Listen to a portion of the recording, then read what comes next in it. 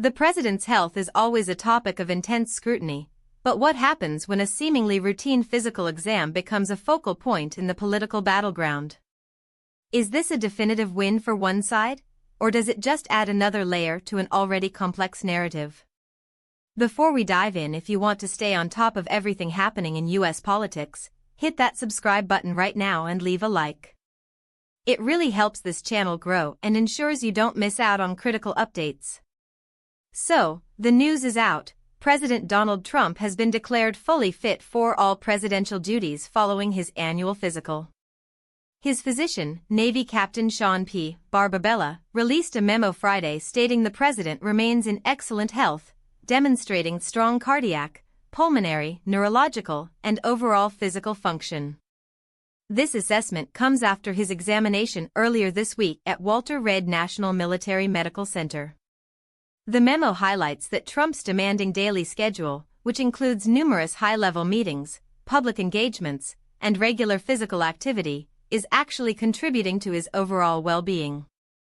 Captain Barbabella explicitly stated, "Cognitive and physical performance are excellent, and that Trump is fully fit to carry out all duties of the Commander-in-Chief and Head of State." The evaluation itself was quite comprehensive, including diagnostic studies, laboratory testing, and consultations with a remarkable 22 specialty providers. For those keeping track of the metrics, President Trump, who is set to turn 80 in June, stands at 75 inches tall and weighs 238 pounds.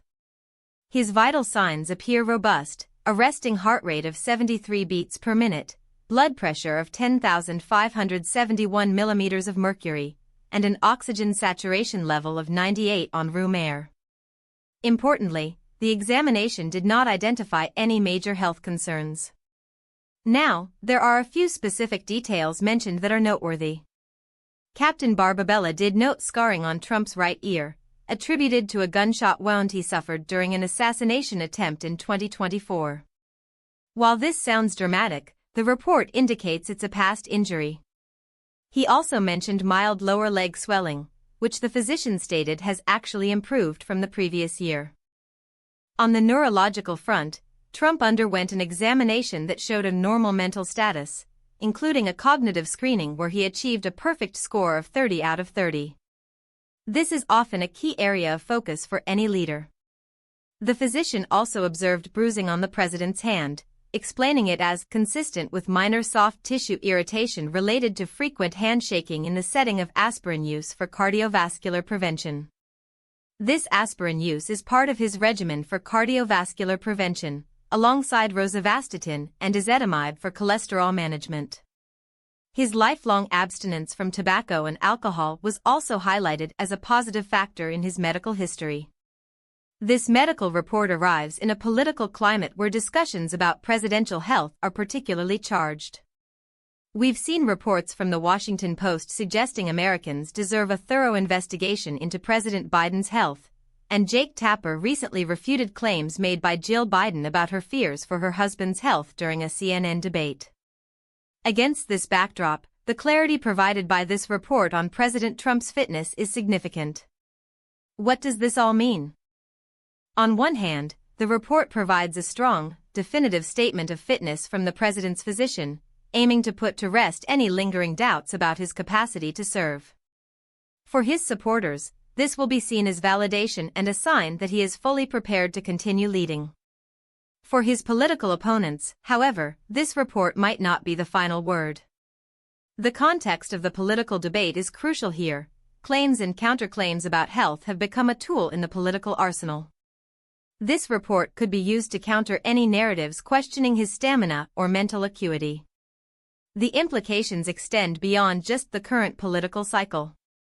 Discussions about the health of aging leaders are becoming increasingly relevant. This report, whether viewed as straightforward medical news or a political maneuver, contributes to the ongoing national conversation about what qualities and physical condition are necessary for the highest office in the land. It affects how voters perceive candidates and how the media covers them. So, what do you think about this? Does President Trump's declared excellent health alleviate concerns, or is the political context too complex to accept it at face value? Drop your opinion in the comments below. I read every single one. In conclusion, President Trump's annual physical has yielded a report of excellent health, declaring him fully fit for duty. As the political landscape continues to evolve, understanding these reports and their context is paramount. This is your trusted source for in-depth political analysis, and will continue to bring you the facts as they unfold.